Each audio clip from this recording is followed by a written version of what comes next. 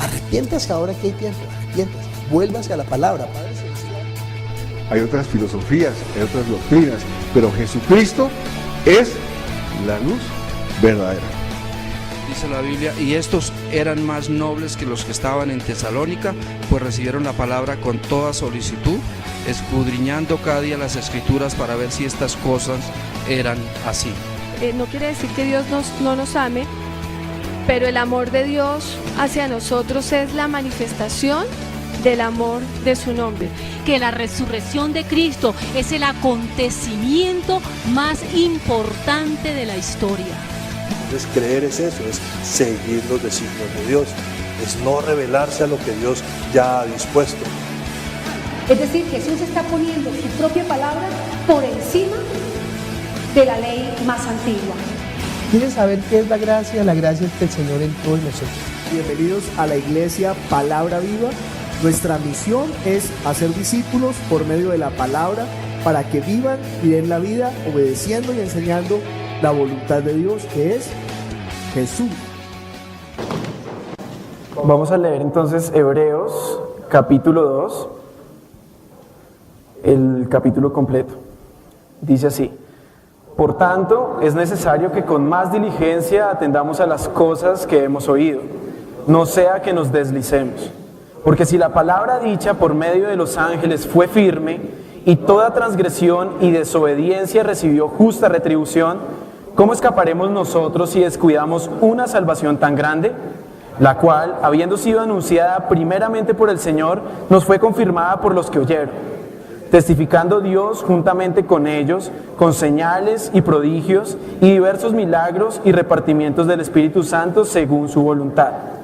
Porque no sujetó a los ángeles el mundo venidero, acerca del cual estamos hablando. Pero alguien testificó en cierto lugar diciendo, ¿qué es para que te acuerdes de él? ¿O el Hijo del Hombre para que le visites?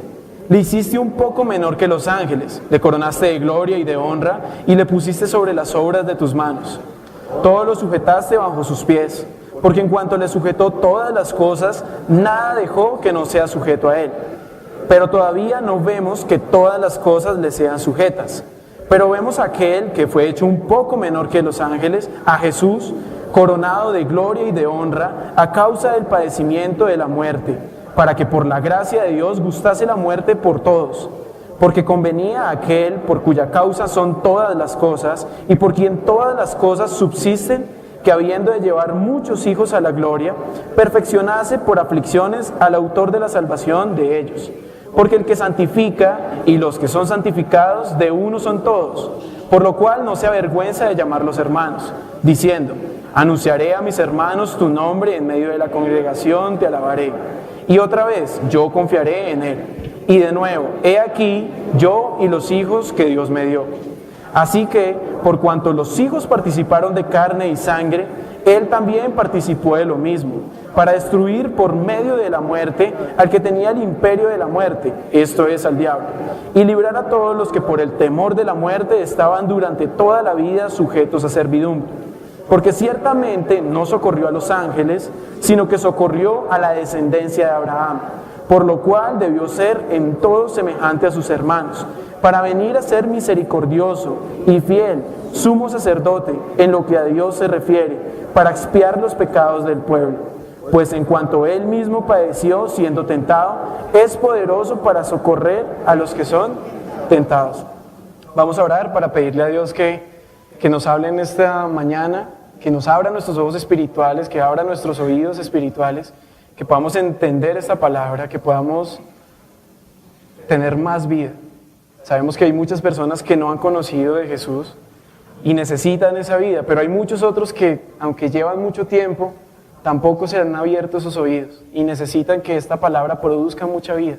Oremos para que sea así. Padre, te damos las gracias por la oportunidad única, Señor, que tenemos de venir hoy a rendirte el culto, Señor. Podría ser el último culto que viniéramos a rendirte, podría ser el último día, Señor, donde escuchamos tu palabra, Dios, pero no una palabra cualquiera, sino una palabra como mandamiento a cada uno de nuestros espíritus.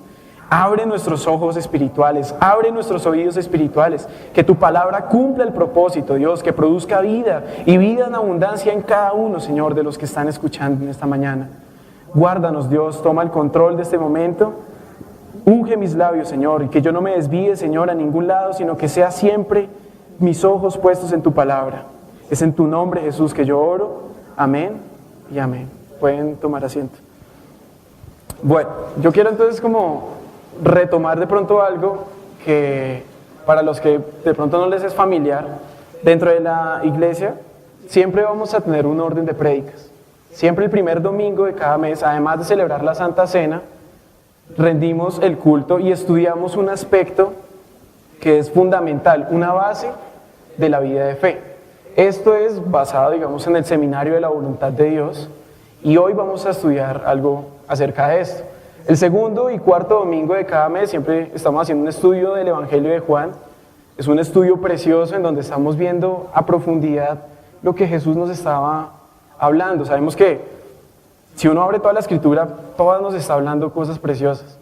Pero cuando nosotros nos encontramos con Jesús y con las palabras que Jesús habla, comenzamos a entender la magnitud de la voluntad de Dios. Comenzamos a entender la magnitud de las cosas que Él estaba hablando, que eran palabras espirituales. Por eso Jesús todo el tiempo está diciendo, es que mis palabras no son como cualquier otra palabra, es que estas palabras son espíritu y son vida. Cualquier otra palabra que se hable van a ser para la carne, y Jesús dijo, es que la carne para nada aprovecha. Son cosas que son efímeras. Cuando nosotros hacemos el estudio de Juan, ¿por qué es tan precioso Juan? Porque contiene más palabras de Jesús que cualquier otro libro. Podemos encontrar capítulos enteros en donde vemos estas palabras. ¿Y por qué estudiamos tanto a Jesús? Porque es que Jesús es Dios mismo que nos habló. No habíamos podido conocer a Dios de otra forma si no se nos hubiera presentado a Él. Y el tercer domingo de cada mes estamos estudiando cómo rendir el culto. Es bien importante que nosotros aprendamos a rendir el culto, porque la iglesia ha perdido ese énfasis. Y ya en muchas iglesias, y aquí también nosotros lo hemos visto, pues las personas se presentan y piensan que es algo más, y no saben de pronto con qué actitud se rinde ese culto. Y vemos a través de la palabra cómo es de importante eso, porque al final es lo más culmen. Al final es una pequeña muestra de lo que vamos a estar haciendo por la eternidad. El día de hoy entonces vamos a ver un aspecto fundamental de la vida de fe. Vamos a ver la autoridad de la ley y el evangelio. Hemos venido estudiando ya más o menos unos 4 meses, 5 meses acerca de la ley y el evangelio.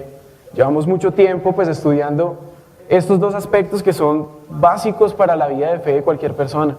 Son como las dos piernas que cada uno de nosotros tenemos. No podemos caminar solo por la ley, no podemos caminar solo por el evangelio. Si andamos por cualquiera de las dos solamente, nos vamos a desviar. Tenemos que caminar rectamente con estas.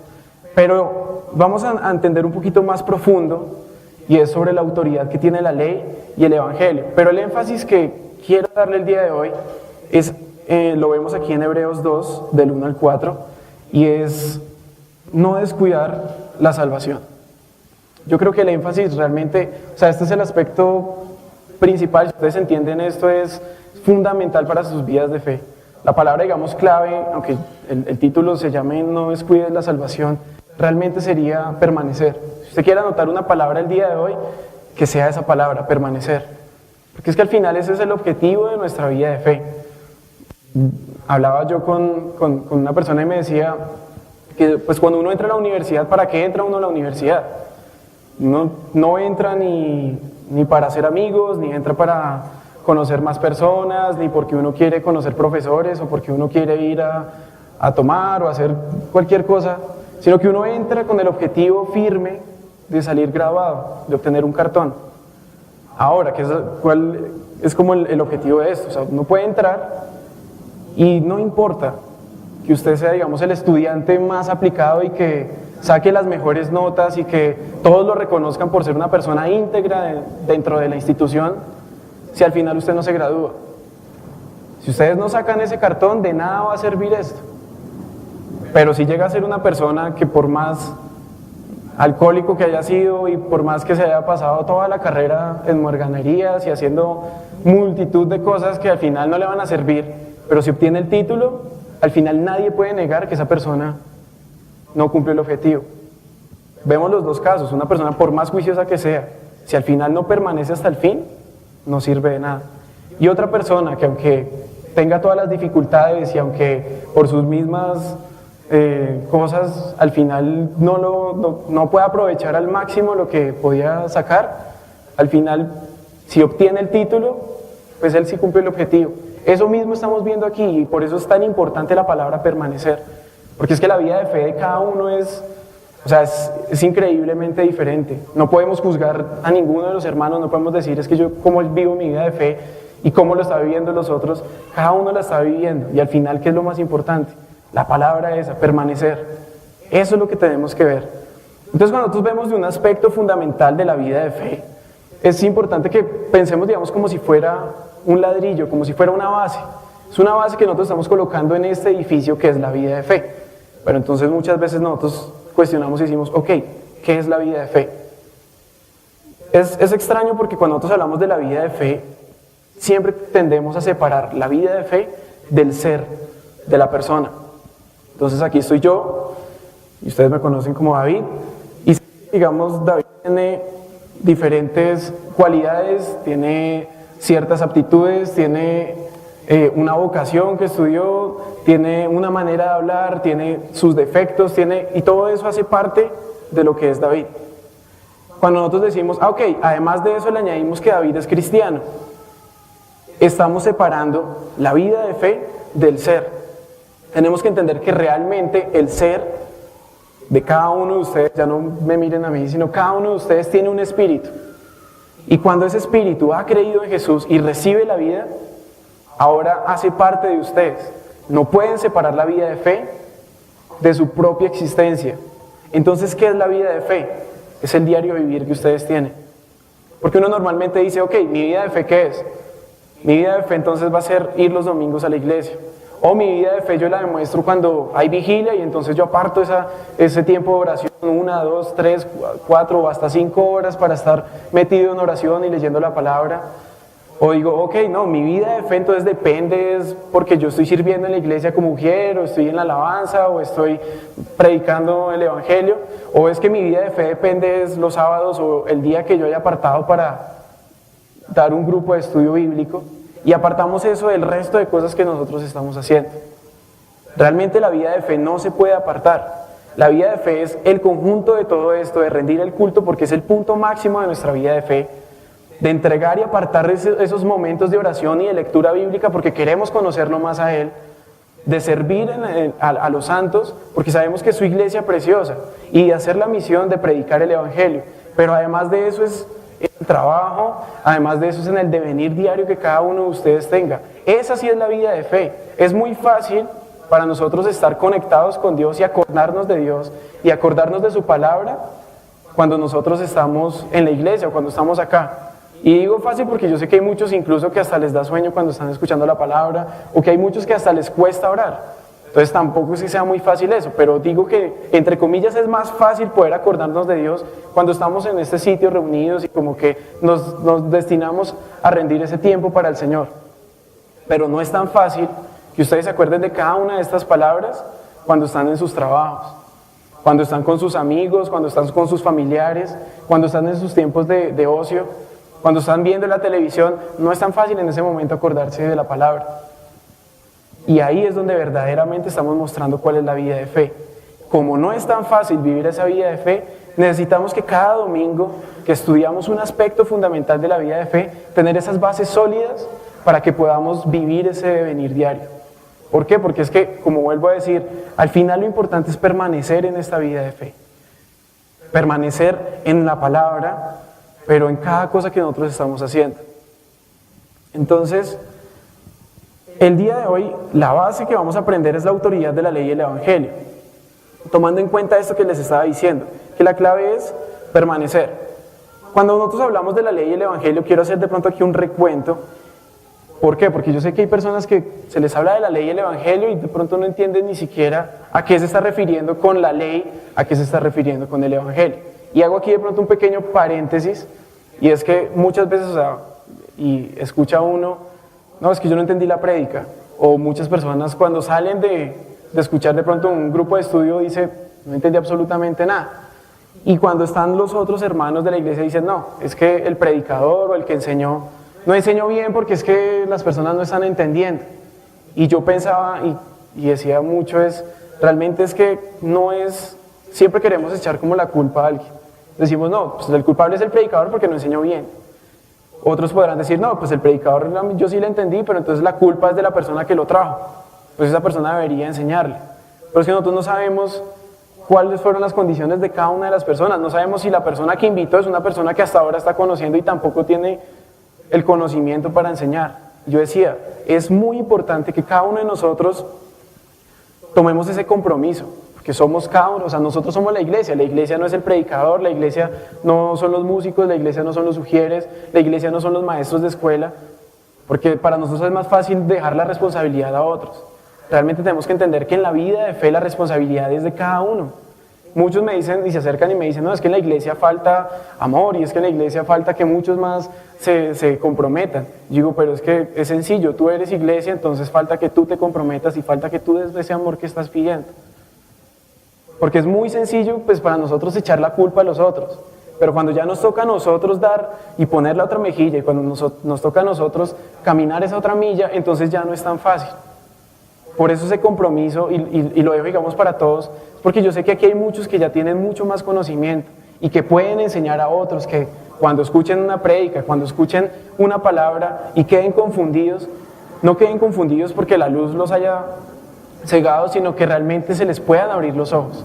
Y es un compromiso de cada uno de los que estamos en este lugar. Por eso quiero entonces hacer un recuento muy corto de lo que es la ley y el evangelio, para poder llegar a entender la autoridad de la ley y el evangelio. Ok, entonces la ley, cuando hablamos de ley, podemos nosotros decir que la base fundamental de la ley está en el Antiguo Testamento. Entonces cuando nosotros leemos el Antiguo Testamento, sí, la Biblia la dividimos en Antiguo y Nuevo Testamento, podemos encontrar que la mayoría de palabras que encontramos en el Antiguo Testamento es ley, o lo más importante que encontramos en el Antiguo Testamento es ley. Le llamamos entonces la ley a ¿qué? A ciertos preceptos, mandamientos, principios que dio Dios a Moisés después de que fueron liberados de Egipto y que podemos, digamos, verlos resumidos como en los 10 mandamientos. Es como el ejemplo más básico que la mayoría de personas conocen. Entonces dicen, ok, los 10 mandamientos, y siempre dicen, amarás al Señor tu Dios sobre todo, pero ese no es el primer mandamiento. Si nosotros los leemos verdaderamente como dice la palabra, nos vamos a dar cuenta que no es como la religión nos los enseñó. Estos mandamientos, que realmente no son 10, si ustedes los leen completos se van a dar cuenta que son multitud, son infinidad de mandamientos.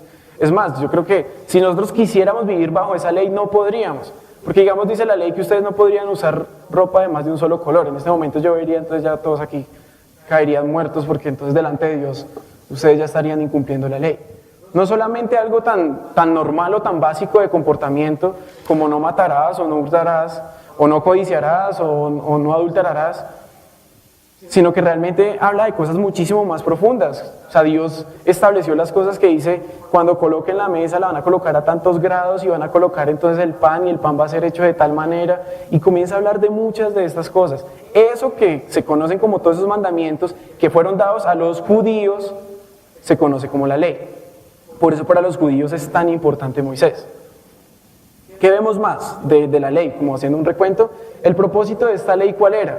Habían tantos mandamientos y como yo les decía ahorita, si todos ustedes como ya tienen ropa de diferente color, entonces ya son pecadores delante de Dios. El propósito de la ley realmente era mostrar eso, mostrar que el hombre de por sí no puede acercarse a Dios, no puede tener esa relación con Dios. Nosotros muchas veces, siempre que hablamos de Dios, pensamos que somos tan buenos y en la religión pensamos, no, pues Dios al final yo creo que es que hay gente que es mucho más mala que yo, entonces pues al final Dios me va a mirar a mí y así sea en un cuartico chiquito me va a dejar entrar en el reino de los cielos. Es el pensamiento que uno tiene. Para eso aparece la ley, para que el hombre al final caiga delante de Dios y diga, ¿sabes qué, Dios? Realmente yo no puedo, porque yo soy pecador. Y eso es lo que estaba diciendo la ley. El propósito de la ley era condenar al hombre. Y como vemos que esta condenación al hombre, al final realmente no es tanto de condenar al hombre, porque veríamos entonces a Dios como el Dios malo, que realmente entonces lo único que quiere es condenar al hombre. No, al final esta condenación del hombre tiene algo mucho más profundo, y es que el hombre de por sí, desde antes, desde miles de años antes, era un hombre que ya estaba caído. El hombre ya estaba caído. Cuando Dios coloca la ley, quiere mostrar es al hombre que conozca esa condición en la que él ya está. Es una condición en donde está apartado de él, es una condición en donde no puede acercarse a él. Y cuando comienza a cometer sus errores y comienza, entonces dice, ok, entonces yo sí estoy caído. Eso es lo que quiere mostrar la ley. ¿Para qué? Para que cuando llegue el Evangelio, que ahora sí ya decimos, entonces, ¿qué es el Evangelio? El Evangelio, la base principal del Evangelio la vamos a encontrar en el Nuevo Testamento. No significa que el Antiguo Testamento solo tenga ley y que el Nuevo Testamento solamente tenga Evangelio. No, en el Antiguo Testamento también encontramos Evangelio, así como también en el Nuevo Testamento encontramos ley. Pero la base fundamental del Evangelio la encontramos en el Nuevo Testamento. Entonces, viene uno y dice, ok, Evangelio, ¿qué es el Evangelio? Cuando uno mira el Evangelio, la palabra Evangelio significa las buenas nuevas. Y aquí ya comienza entonces el problema. Porque cuando nosotros nos acercamos y no tenemos ningún conocimiento de Dios, vienen y nos dicen, ok, mira, yo quiero darte una buena noticia. En el momento que nos dicen, quiero darte una buena noticia, uno dice, como esta persona es como rara, yo más bien como que me voy a otra persona, a otro lado. Es muy extraño y siempre tenemos como esa falta de conocimiento. Hay otros que son más audaces aún y dicen, te quiero compartir las buenas nuevas del Evangelio. Ahí sí, peor aún, porque la persona no va a escuchar. O sea, yo creo que realmente sale uno corriendo. O, si tiene audífonos como yo, normalmente tengo audífonos, me pongo los audífonos y no escucho más. O sea, son cosas realmente que uno no entiende. Pero, ¿qué es lo importante? Yo quiero tocar un poquito acerca de este Evangelio, para que veamos que estamos diciendo no descuidar la salvación, pero es que necesitamos volver a recordar qué es la salvación. Necesitamos recordar es que la ley nos estaba recordando, usted es un hombre que está caído y de por sí está caído. Olvidamos de que estamos caídos. Como olvidamos de que estamos caídos, decimos, ¿y yo salvación de qué necesito? Por eso es que tanto en las iglesias hoy en día, digamos, cuando se habla de que Jesús trae la vida y que solamente en Él está la vida, muchos jóvenes están pensando, la vida es porque yo vivo una vida sana y yo ya no entonces meto drogas y yo no necesito de alcohol para divertirme y yo no necesito de ninguna otra cosa de esa, sino yo solamente necesito a Dios para estar feliz. Y ahí es cuando muchas otras personas dicen, yo tampoco me drogo, yo tampoco tomo alcohol y yo también me divierto sanamente y no me importa para nada Dios. Ahí es donde queda el punto de quiebre de los cristianos cuando no conocen la salvación de qué. Quiero que miremos un segundito Eclesiastés, capítulo 1.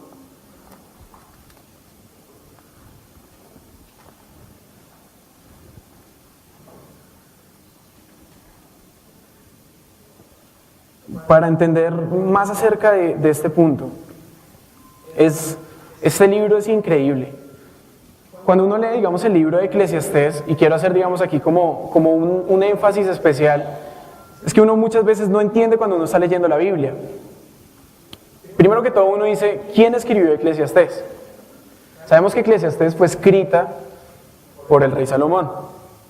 Pero uno dice, rey Salomón, muchas veces uno escucha rey Salomón y se acuerda cuando dice, es un proverbio salomónico o es una decisión salomónica porque es alguien como que tiene sabiduría. A profundidad, si nosotros miramos, vemos la historia de Salomón. Dios tiene un encuentro con Salomón y le dice, pídeme lo que quieras y yo te lo daré. Si quieres dinero, te voy a dar todo el dinero que tú quieras, vas a ser el más rico de todos. Si tú quieres tener mucho reino, entonces te lo voy a dar y voy a extender tus tierras. Si quieres tener poder, o sea, dime qué es lo que tú quieres. Salomón pensó mucho y al final le dice, Dios, pues estas cosas no son tan importantes. Creo que lo más importante que podríamos conseguir es, si tú me das la sabiduría para poder administrar este reino, creo que eso sería lo mejor que tú podrías darme.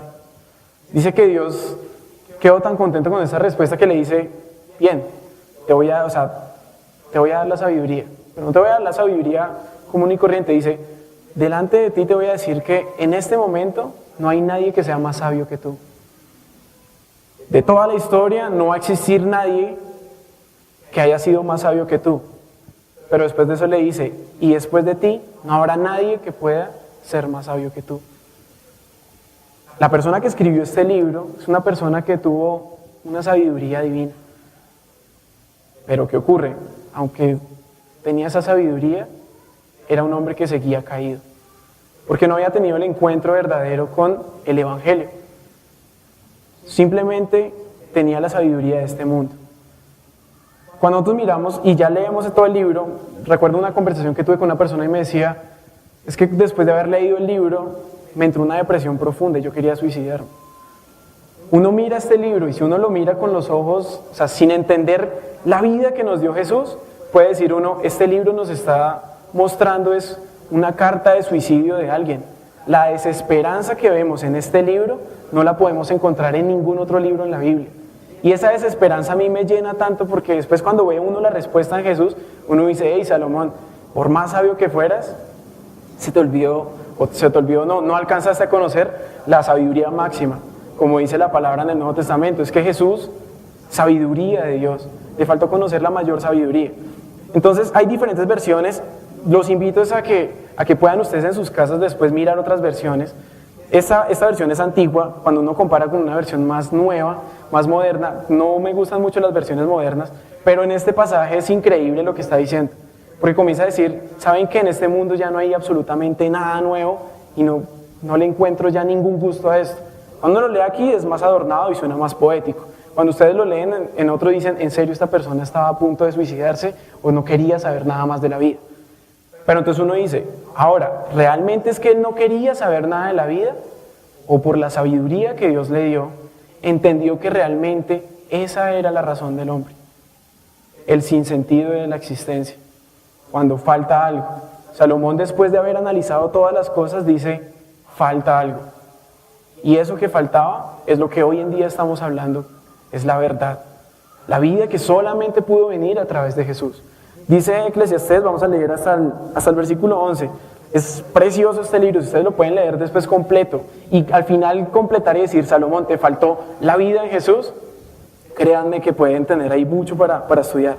Dice, palabras del predicador, hijo de David, rey en Jerusalén. Vanidad de vanidades, dijo el predicador, vanidad de vanidades, todo es vanidad. No entendemos también cuando estamos hablando de vanidad de vanidades, porque decimos, esto parece es un refrán. Cambiemos la palabra, o sea, vanidad no entenderla como me estoy mirando al espejo, sino entender la vanidad como que es algo vano. Entonces al final estamos diciendo, todo es efímero en este mundo. Eso es lo que está diciendo ahí. Vanidad de vanidades, todo es vanidad, está diciendo, por más que usted trabaje, por más que usted sea un buen hijo, por más que usted sea lo que sea en este mundo, el presidente o el mejor mendigo de la calle, todo es efímero.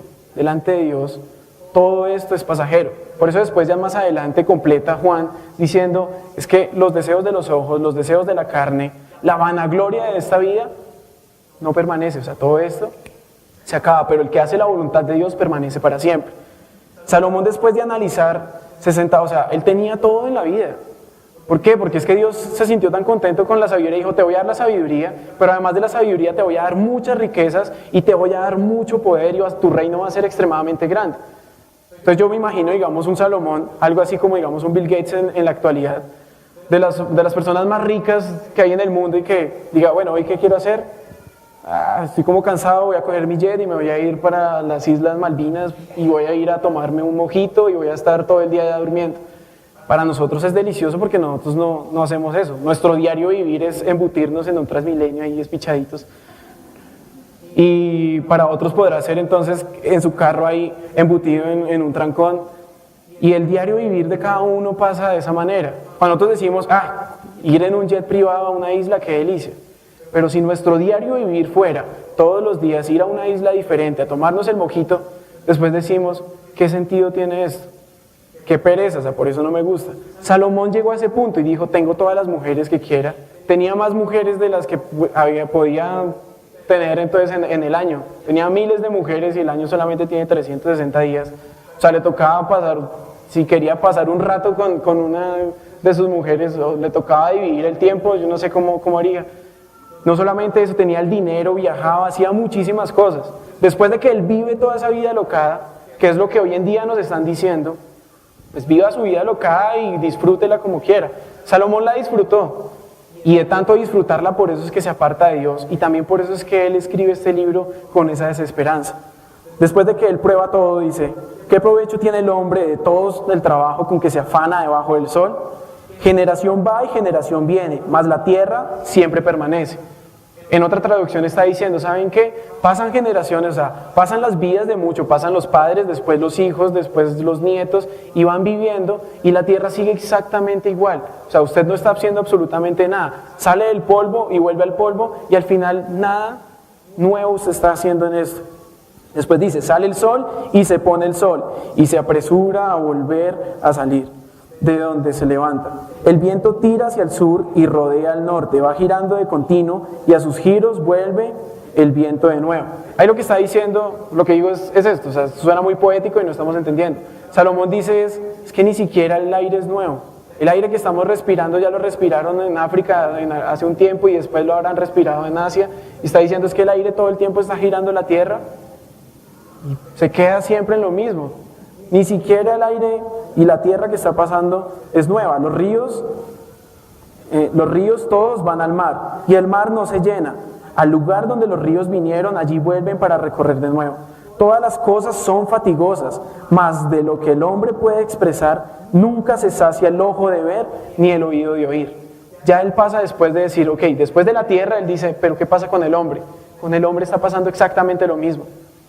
El hombre no se sacia de ver, no se sacia de oír. Cuando está diciendo es, ustedes nunca se van a llenar, nunca van a tener plenitud con lo que a ustedes más les guste. A ustedes lo que más les gusta es la comida. Después de comerse el plato más exquisito van a decir, bueno, ¿y qué?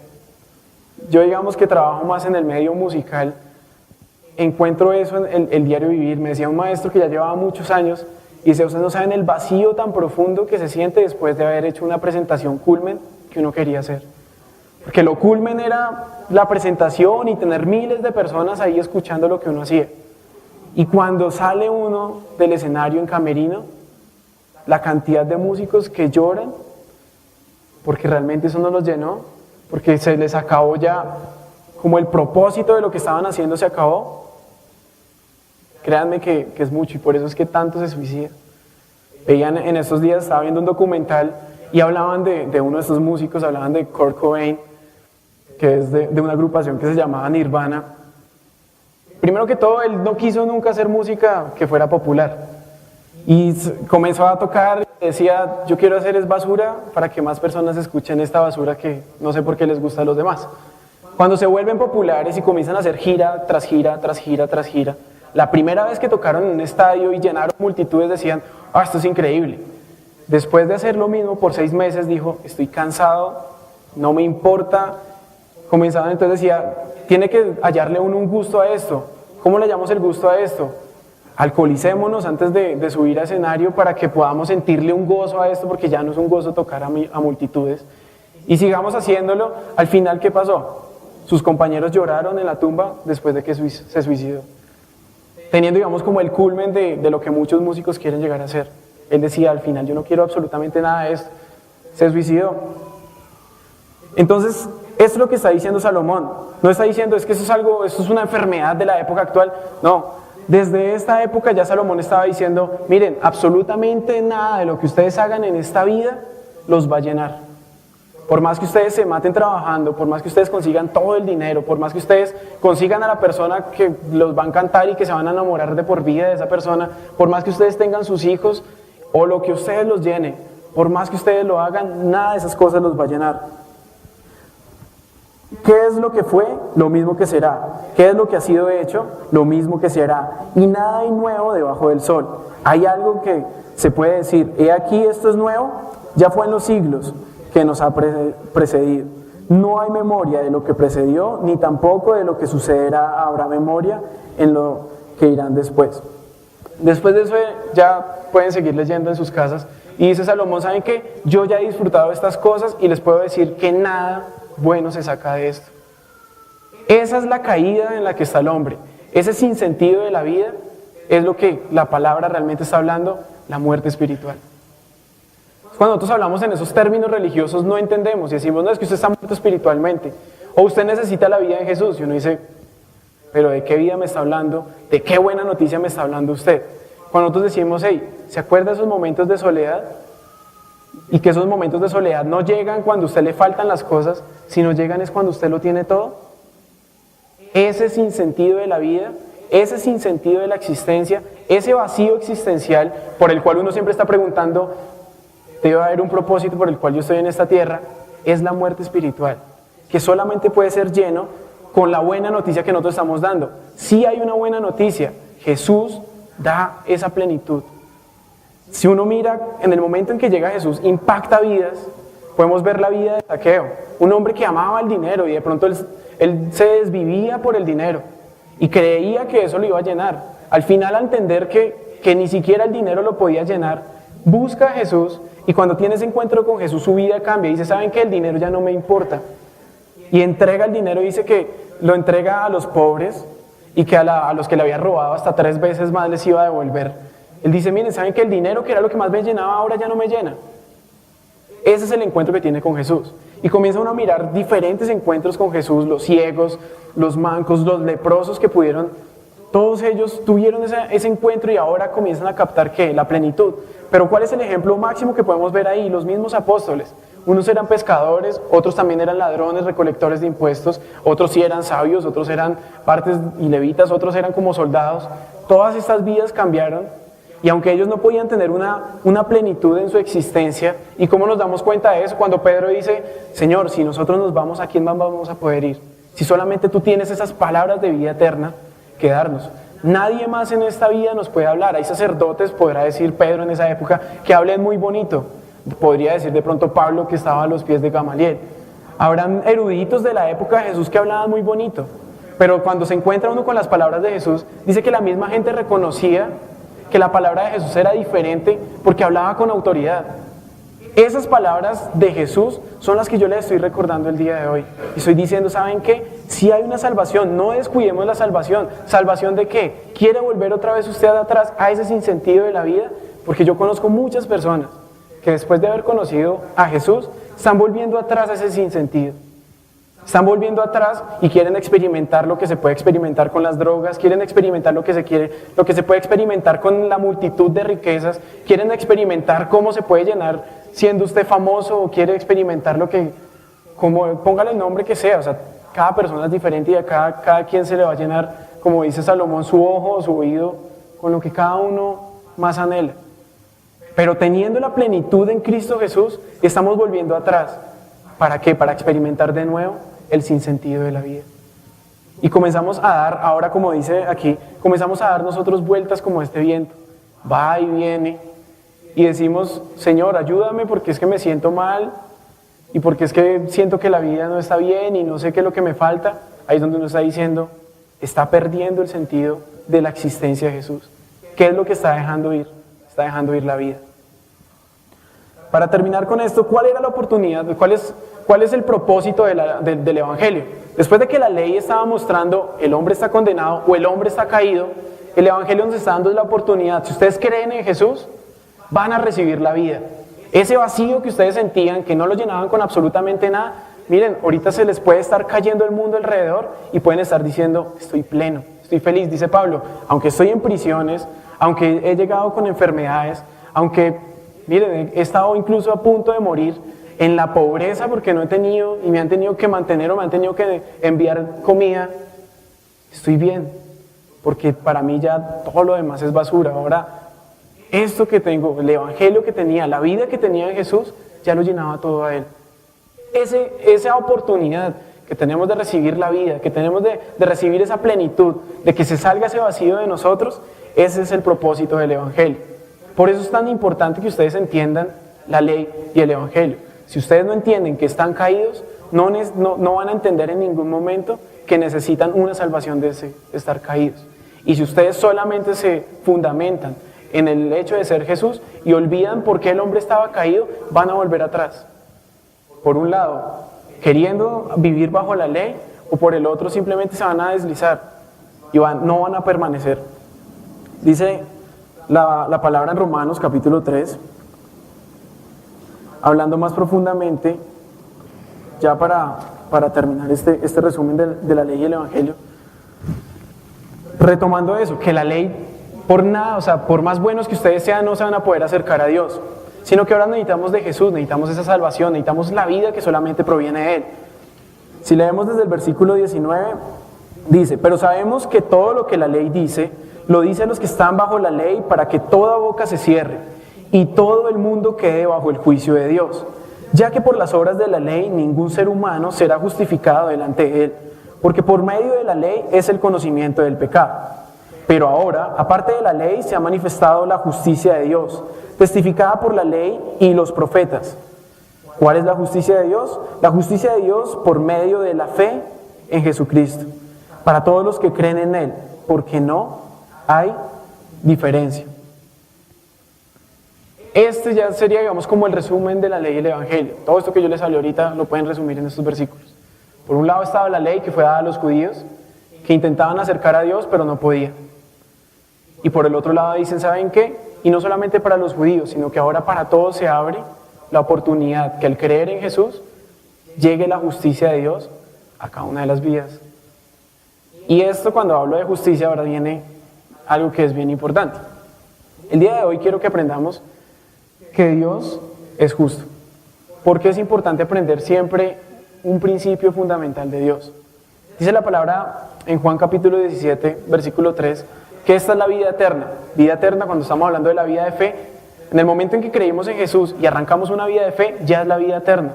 La vida eterna no va a comenzar allá en el reino de los cielos. En este momento ustedes ya están viviendo la vida eterna. ¿Por qué? Porque ustedes ya están conociendo a Dios. Dice, esta es la vida eterna, que te conozcan a ti, al único Dios verdadero, y a Jesucristo, a quien tú has enviado.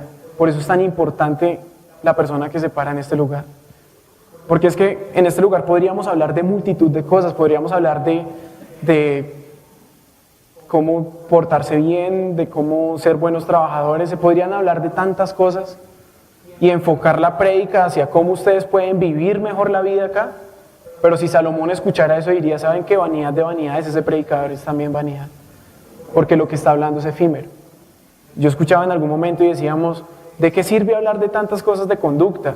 O de cómo ustedes pueden aprovechar el dinero, de cómo pueden hacer miles de cosas aquí en la tierra. De nada, porque si ustedes, aunque aprovechen su vida en esta tierra, si no aprenden del evangelio, si no aprenden de la vida que viene a través de Jesús, van a ser personas exitosas en esta tierra que se van a ir al infierno. Y me hace recordar a un predicador que decía, ¿saben qué? Es que la mayoría de los que están acá, sé que van a estar quemándose en el infierno. ¿Por qué? Porque olvidan esa palabra importante que es permanecer. Porque nos vamos a sentir mucho más a gusto si nos hablan de cosas de la carne. Nos vamos a sentir mucho más a gusto si nos hablan del alma. Nos vamos a sentir a gusto si nos van a hablar de cómo administrar. Y muchas personas uno invita y dice, no me vuelvo a invitar a esa iglesia porque es que hablan raro. En cambio en mi iglesia pues todo es tan bonito y todo es como tan perfecto y el sonido es perfecto y los músicos son todos arregladitos y maquillados y uno dice, ¿pero de qué sirve eso? Sí, yo sé que muchas personas se pueden sentir mejor así. Pero es que cuando nosotros tenemos esta responsabilidad de predicar el evangelio y nos presentemos delante de Dios, Dios no va a decir, qué bonito, dime cómo vivieron su vida exitosa delante de sus familias y cómo, si fueron juiciosos, y Dios nunca va a decir eso, va a decir cómo estaban cada uno de sus espíritus, les predicaste para que su espíritu recibiera la vida, para que permanecieran hasta el final. Eso es lo más importante. Por eso es tan importante que conozcamos un aspecto de Dios. El día de hoy vamos a aprender que Dios es justo, pero no solamente que es justo, sino que esa justicia viene ligada con la soberanía. A nosotros nos pasa algo muy interesante, y es que hablamos, y en nuestro español hablamos muchas palabras, pero cuando nos preguntan del significado de alguna palabra, nos quedamos quietos. Y decimos, no, pues yo siempre la he utilizado, pero no sé cómo describirla. Eso pasa, digamos, con la justicia. Es importantísimo entender que Dios es justo. ¿Por qué? Les voy a contar. Principio, digamos, de que Dios es justo y soberano, fue el primer principio que yo aprendí cuando llegué aquí a Palabra Viva.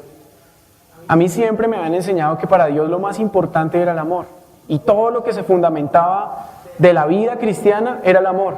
Absolutamente, uno mira y uno dice, el hecho de ser cristiano es que todos vamos a amar. Y por eso el ejemplo de los ositos cariñositos es tan cierto, porque es que las iglesias se llenan de eso.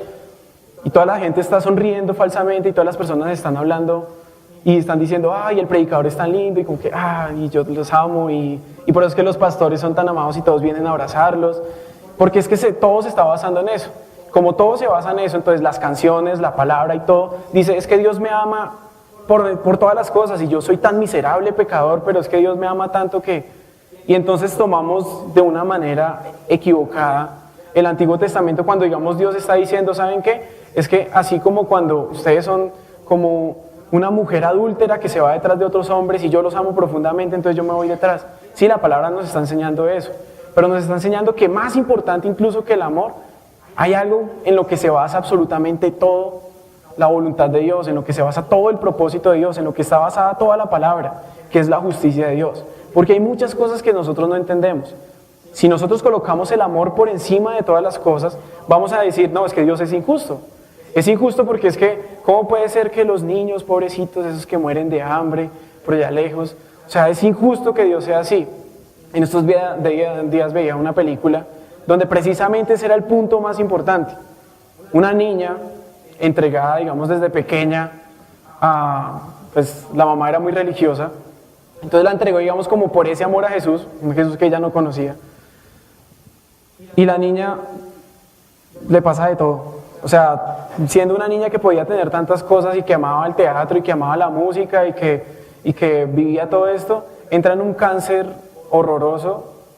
De los últimos 40 minutos de la película uno dice, ¿cómo puede pasarle esto?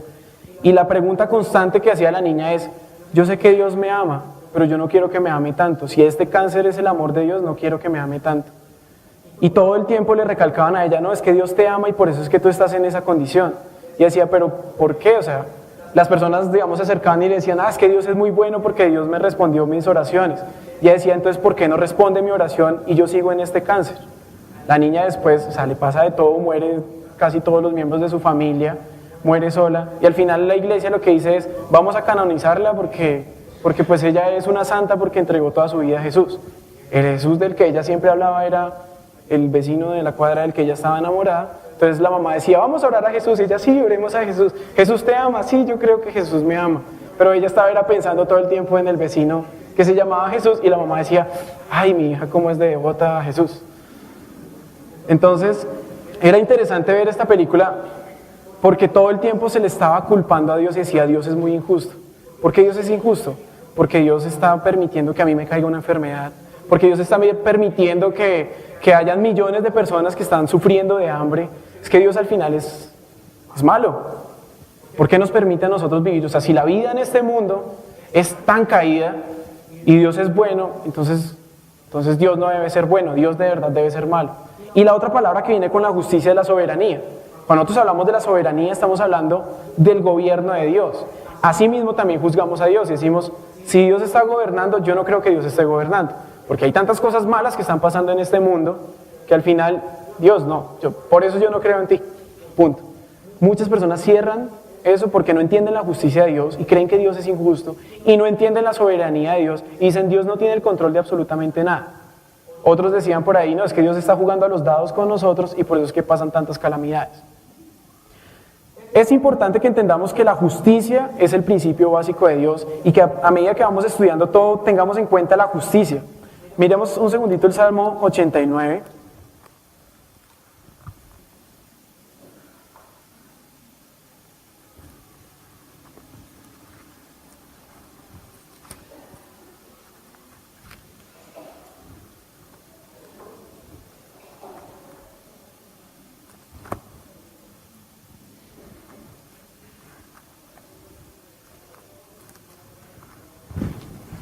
Verso 14, dice, justicia y juicio son el cimiento de tu trono, misericordia y verdad van delante de tu rostro.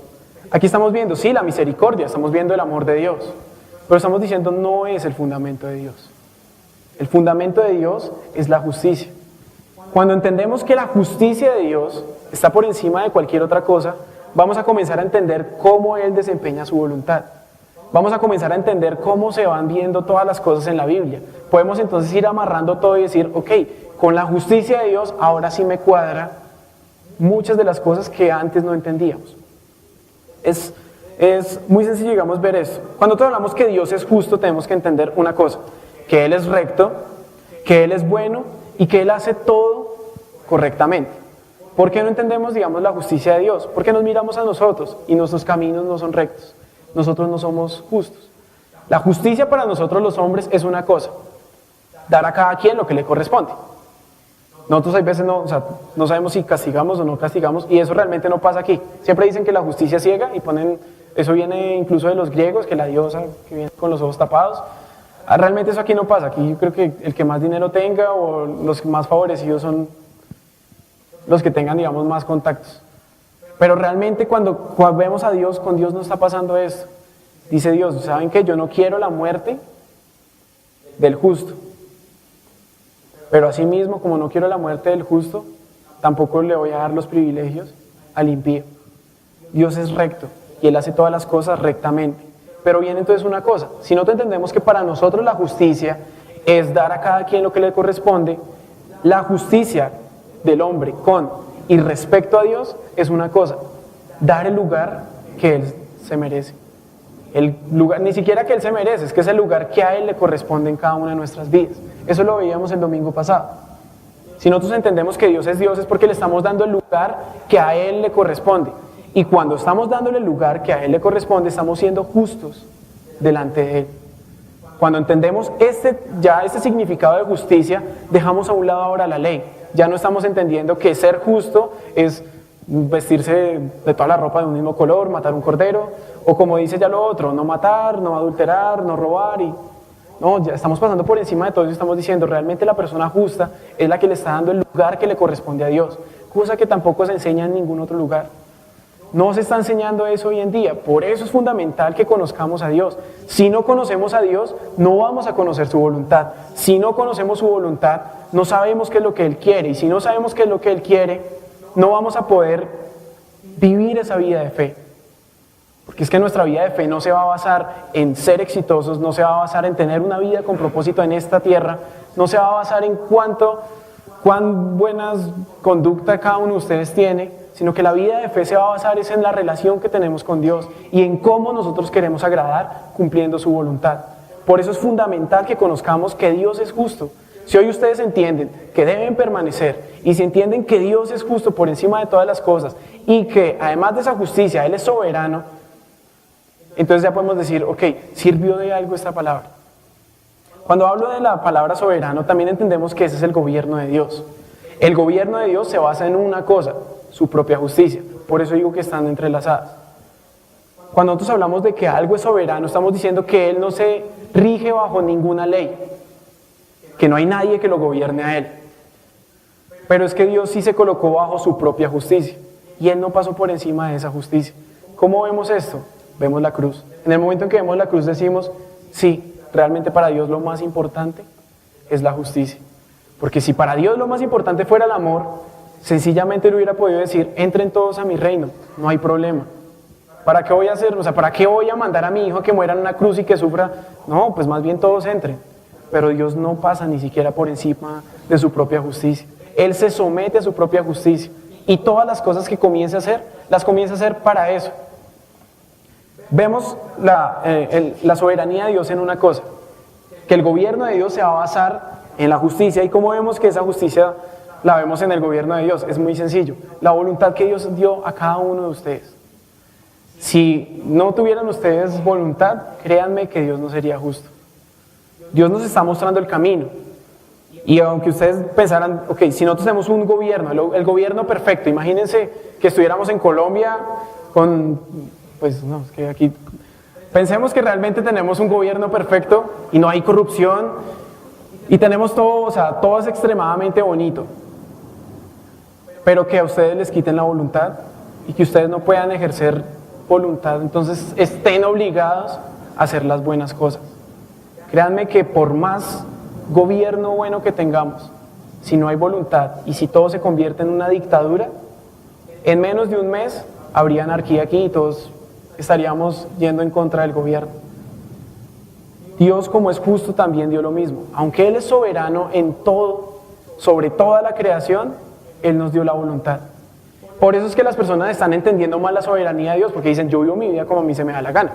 Si yo vivo mi vida como a mí se me da la gana, entonces Dios no es soberano sobre mí porque Él no está gobernando mi vida. Uno entiende este ejemplo muy sencillo. Cada uno de ustedes están viviendo bajo la soberanía del gobierno colombiano. Y pues la expresión máxima de esa soberanía es nuestro presidente Juan Manuel Santos, que se la pasa viajando. Y nosotros miramos y decimos, si ustedes en sus casas, entre comillas, pueden hacer lo que se les dé la gana. Ustedes pueden, la mayoría, ¿no? O sea, si ya hacen cosas indebidas, pues va a llegar la policía. Pero ustedes pueden hacer muchas cosas. Por más que ustedes pongan sus casas en el desorden que ustedes las pongan, no significa que el presidente perdió la soberanía de Colombia. Esto está ocurriendo realmente con cada una de sus vidas. ¿Por qué? Porque Dios nos dio la voluntad. Como Dios nos dio a cada uno voluntad, nos está diciendo, delante de ustedes está ¿qué? El camino de vida y está el camino de muerte.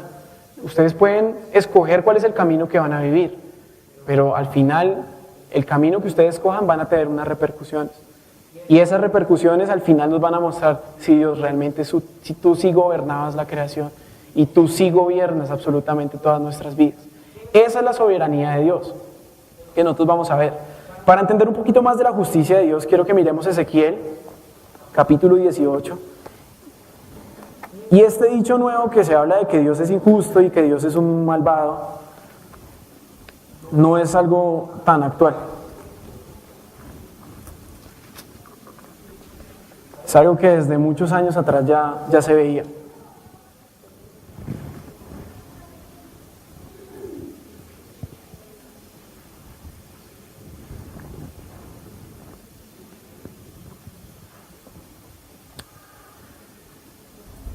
Bueno, dice la palabra desde el versículo 20. El alma que pecare, esa morirá. El hijo no llevará el pecado del padre, ni el padre llevará el pecado del hijo. La justicia del justo será sobre él, y la impiedad del impío será sobre él. Mas el impío, si se apartare de todos sus pecados que hizo, y guardare todos mis estatutos, e hiciere todo según el derecho y la justicia, de cierto vivirá, no morirá. Todas las transgresiones que cometió no le serán recordadas. En su justicia que hizo, vivirá. Quiero yo la muerte del impío, dice Jehová el Señor. No vivirá si se apartare de sus caminos. Si leemos solamente este pasaje, volveríamos a entender, es que Dios es muy bueno y Dios es misericordioso. Y entonces ahí está diciendo es que por más malo que yo haya sido en esta vida, si yo me presento delante de Dios y hago una cosa buena, entonces ya Dios me está perdonando. Ese vuelve a ser como el mismo pensamiento que todos están teniendo. Y entonces están pasando a Dios por la faja. Cuando estamos entendiendo que Dios es justo y que es soberano, estamos entendiendo, sí, es que Dios es implacable. Y no va a perdonarlos a ustedes si ustedes no se lo merecen. Ahora, no se lo merecen no por ustedes mismos, sino porque hablábamos de la justicia en el hombre. Cuando nosotros le damos el lugar a Dios que le corresponde, ahí es cuando nosotros estamos mereciéndonos, por decir de alguna manera, esa salvación. Realmente ninguno de nosotros se la merece, pero cuando nosotros nos agarramos de Jesús y decimos, Jesús, lávame con tu sangre, es como si nosotros estuviéramos debajo de esa cruz recibiendo esa sangre y diciendo, ok, no me alejo de esta cruz porque no quiero perder esto, no quiero perder esta salvación. Ahí estamos entendiendo, sí, esta es la justicia de Dios. Pero si ustedes fácilmente se alejan de esa cruz, Dios está diciendo, yo soy implacable, y si ustedes se alejan, créanme que yo no los voy a perdonar. Cuando leemos esta primera parte dice, sí, el impío, si se apartare de lo malo, uno dice, qué bonito es Dios, Dios en serio es muy bueno y es amor porque nos ama tanto que hasta nos perdona. Pero después de esto sigue hablando y dice, pero ¿qué pasa si el justo se aparta de su justicia y cometiere maldad e hiciere conforme a todas las abominaciones que el impío hizo? ¿Vivirá él? No, ninguna de las justicias que hizo le serán tenidas en cuenta. Por su rebelión con que prevaricó y por el pecado que cometió, por ello morirá. Si dijeres, no es recto el camino del Señor, oíd ahora, casa de Israel, no es recto mi camino, no son vuestros caminos torcidos. Apartándose el justo de su justicia y haciendo iniquidad, él morirá por ello. Por la iniquidad que hizo, morirá. Esto es del Antiguo Testamento. Pero ya entendiendo la palabra como un todo y entendiendo que estamos hablando de permanecer en Jesús, lee uno esto y no les da temor. A mí me da un temor inmenso porque yo digo, en serio, ahí Dios está diciendo, miren, si ustedes se apartan, por más que ustedes hayan vivido la vida de fe 10 semestres y no reciben el cartón en la vida de fe, créanme que no cumplieron el objetivo. Y Dios está diciendo, y yo no soy implacable, yo me quedo aquí quieto, y si ustedes se van a apartar de mí, créanme que yo no los voy a perdonar. Y llega y dicen los hombres, pero es que el camino tuyo no es justo. O sea, antes era justo, antes era bonito porque tú al pecador lo perdonabas. Pero no nos quites la salvación a los que pues se deslizaron un poquito. Ahí sí ya comienza el hombre a decir, ay Dios, entonces ahí sí eres injusto. Dios, yo imagino esta escena y yo veo a Dios con ese celo, diciendo, ¿realmente ustedes creen que mis caminos no son justos? Ahí es donde Dios nos responde, ¿saben qué? Sus caminos son los que no son justos. Mis caminos son rectos, sus caminos son los que son torcidos. Es como si nosotros si quisiéramos enseñarle a Dios lo que realmente no podemos enseñarle. Dice, pero además apartándose el impío de su impiedad que hizo y haciendo según el derecho y la justicia, hará vivir su alma. Porque miró y se apartó de todas sus transgresiones que habían cometido. De cierto vivirá, no morirá. Si aún dijere la casa de Israel, no es recto el camino del Señor, no son rectos mis caminos, casa de Israel, ciertamente vuestros caminos no son rectos. Por tanto, yo os juzgaré a cada uno según sus caminos. Oh casa de Israel, dice Jehová el Señor, convertíos y apartaos de todas vuestras transgresiones, y no os será la iniquidad casa de ruina. ¿Por qué hablo de esto tan importante? Porque es que Dios a cada uno de nosotros nos dio voluntad. Si ustedes miran, Jesús a nadie obligó a que creyera. Jesús nunca obligó a ninguno a que lo siguiera. Jesús no obligó a nadie. Por eso, aunque hayan personas que puedan estar en este lugar nuevas, tampoco los estamos obligando a que permanezcan aquí con nosotros. Es la voluntad de cada uno de ustedes. Y si ustedes están ahí sentados, es porque han querido entregarle esa voluntad a Dios diciendo, ¿sabes qué, Jesús? Mi voluntad también es efímera como todo lo de este mundo. Prefiero entregártela a ti y hacer no lo que yo quiera, sino hacer lo que tú quieras. Ahí estamos entendiendo la justicia de Dios ya vista desde un punto más de nuestras vidas. Aquí realmente nos está diciendo, ¿saben qué? Aquí están están los dos caminos. ¿Cuál quieren ustedes escoger? Pero yo voy a ser justo, yo voy a ser recto. Si ustedes escogen camino de muerte, créanme que ustedes morirán. Pero si ustedes escogen el camino de vida, van a vivir por eso.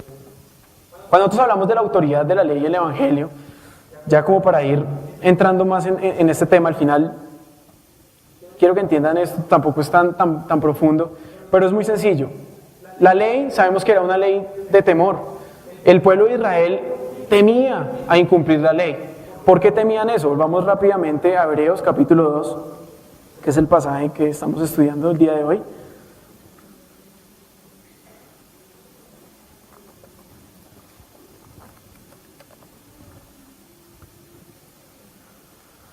Y nos está mostrando una cosa, realmente los caminos del hombre son malos. O sea, nosotros no podemos pretender que por nuestras propias, por eso es que nadie se puede acercar a Dios mostrando su propia cara. O sea, si nosotros mostramos nuestra cara, con nuestra carota delante de Dios, no nos vamos a poder presentar. Dios va a decir, es como que quítate.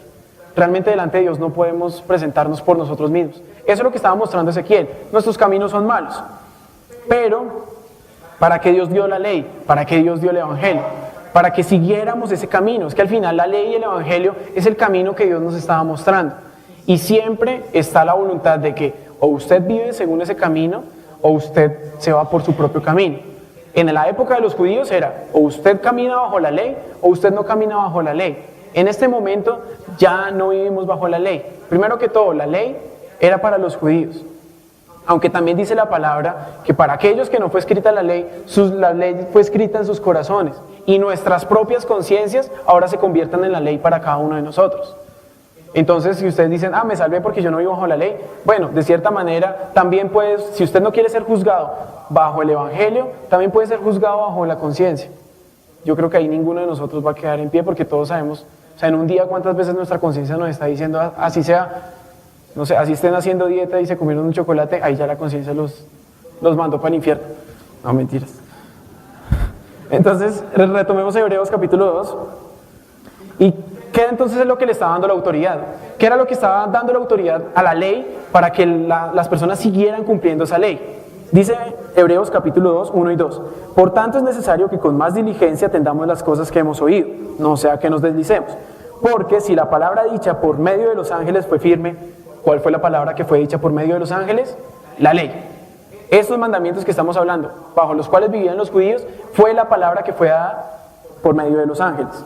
Pero dice, y toda transgresión y desobediencia a esa misma ley recibió justa retribución. Esta palabra también es bien importante.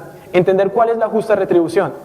En la época de los judíos, es muy sencillo entender eso. Incluso desde antes podíamos entender esto. Dios, al primero que dio un mandamiento fue a Adán. Le dijo, ok, tú puedes comer de todos los árboles que hay aquí en el huerto, pero hay un árbol que es de la ciencia del bien y del mal.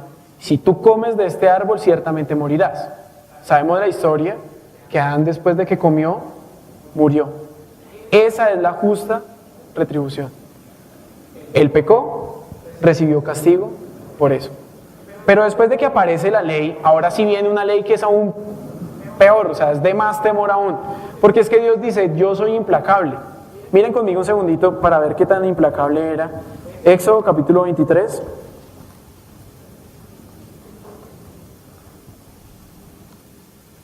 ...20 y 21. Dios no solamente está dando la ley, sino que está diciendo, ¿saben que si ustedes se apartan de esta ley, van a recibir el castigo más grande que puedan ustedes recibir? ¿Qué? En esa época les pasaba de todo. Se les partían las piernas, quedaban ciegos, venían serpientes, los mordían, morían por causa, no entraban a la causa. Dice que hay uno de los ejemplos que a mí me parece más terrible, es que en el templo tenían que prender el fuego. Y habían destinado a dos, que eran los hijos de Aarón, para que encendieran el fuego. Un día ellos estaban loqueando, encendieron el fuego, no como Dios los mandó, y después de eso dice que el mismo fuego que ellos encendieron los quemó a ellos.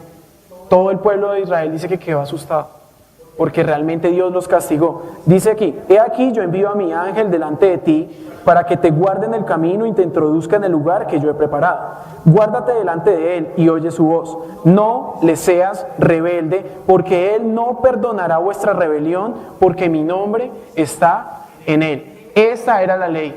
Sí, los judíos vivían con temor. Y cuando se les olvidaba esto y por sus boberías comenzaban a olvidar estas cosas, Dios volvía a recordarles, sí, ¿saben qué? ¿Ustedes creen que a mí se me está olvidando esto? Y se los llevaban cautivos. Y llevárselos cautivos era que podían llevar y secuestrar a sus hijas, sus esposas, se los llevaban esclavos, y después de eso otra vez llorando, Dios, perdónanos, Dios los perdonaba, y cuando otra vez se les olvidaba, volvía otra vez la justa retribución, y Dios decía, acuérdense que esta es la ley, y que ustedes la van a cumplir. Por eso, entendiendo este temor que ellos tenían, uno entiende a los fariseos, y con qué temor ellos decían, no podemos dejar de guardar estas cosas. Esto es lo que pasaba con la ley. ¿Qué ocurre? En el Evangelio estamos queriendo vivir bajo la ley. Y estamos queriendo decir, si ellos vivían bajo el temor y recibían justa retribución, es que en el día de hoy no pasa eso. Si ustedes viven su vida de fe, créanme que a ustedes no les va a pasar absolutamente nada y no van a recibir justa retribución. Pero estamos teniendo ese pensamiento de la ley, estamos teniendo ese pensamiento donde decimos, si a una persona cristiana le va mal, es porque Dios la está castigando porque hizo algo malo. ¿Saben qué? La verdad no es así. En este momento ya no hay justa retribución. En este momento es importante que ustedes entiendan que si ustedes están viviendo una vida normal, si ustedes están viviendo una vida en donde no les está pasando nada, créanme que pueden estar delante de Dios muy mal. Uno dice, ¿qué es peor? ¿La ley o el Evangelio? Uno diría, no, pues el Evangelio porque ya Dios no nos está castigando. Pero ¿saben qué? Es peor el Evangelio. Porque cuando ustedes los castigaban, ustedes decían, momento, yo estoy mal con Dios. Pero ahora, ¿qué ocurre? Como Dios no los castiga, ustedes siguen yéndose de Él, siguen apartándose de Él. Y viene lo más importante de esta palabra. En el versículo 1 dice, por tanto es necesario que con más diligencia atendamos las cosas que hemos oído, no sea que nos deslicemos. Son dos cosas importantes, las palabras que hemos oído. ¿Se acuerdan que Jesús siempre está hablando de esto? Jesús está diciendo, permanezcan en mis palabras. Dice, hay dos hombres que formaron una casa, pero uno las construyeron sobre un fundamento de roca, otro sobre la arena. Pero al final, ¿cuál era la diferencia de esos dos? ¿Qué era? El que oía las palabras de Jesús y las ponía en práctica. Todo el tiempo está hablando, es que son las palabras de Jesús. Es que no es permanecer en una buena conducta, no es permanecer sirviendo en la iglesia, no es permanecer todos los domingos en la iglesia, es permanecer en las palabras que hemos escuchado de Él, que desde el principio hemos escuchado de Él. Tampoco son las palabras que podemos escuchar en la televisión cristiana, no son ni siquiera mis palabras, sino son las palabras que podemos tener de Él. Esas son las palabras que nos van a ayudar a nosotros a obtener ese cartón que al final podemos decir delante de Dios, Dios, permanecí por todas mis luchas y con todas las cosas que yo haya sufrido, al final pude llegar. Esta palabra es muy importante. Después de eso dice, no sea que nosotros nos deslicemos. ¿Qué pasa? En la vida de fe es muy sencillo que cada uno de ustedes se deslice, o hasta yo mismo me puedo deslizar, como dice Pablo. No sea que yo, siendo heraldo de mucho y habiendo llevado a muchos a la salvación, al final me pierda. Eso es lo fundamental de la vida de fe, permanecer. Y es que Jesús nos está enseñando esto todo el tiempo. Yo creo que en su caso ustedes pueden ver varias parábolas, ya por tiempo ya no podemos mirarlas, pero quiero que ustedes se acuerden. Por un lado, digamos, está la parábola de la sal, y está diciendo, ¿saben qué? Ustedes son la sal de esta tierra, pero si la sal deja de salar, créanme que no va a servir de nada y va a ser echada al fuego. Por otro lado, también está diciendo, bueno, es que está en Apocalipsis, está hablando de las 10 vírgenes, está hablando de las 10 minas, y siempre está diciendo, ¿saben qué? Guarden. Para terminar, leamos Lucas capítulo 12.